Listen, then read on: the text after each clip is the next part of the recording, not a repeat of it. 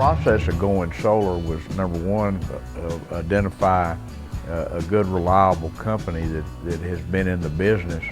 We chose Freedom Solar because of the relationship with the business.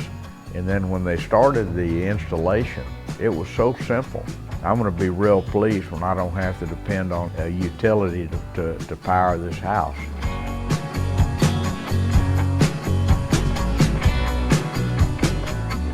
What solar means to me is it gives you an alternative, but it's powerful in that it allows you to think about conservation and yet not having to reduce the electricity in your home because you're getting the backup from solar and don't have to turn their thermostat down and turn the lights off like I've been doing, trying to save utility costs.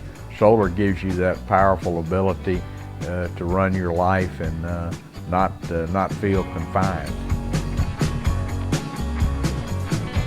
The legacy that I'd like to leave for my children would be to leave it better than it was left for me, to improve the land, improve conservation methods, and solar is one of those. It'll carry on for the next 150 years.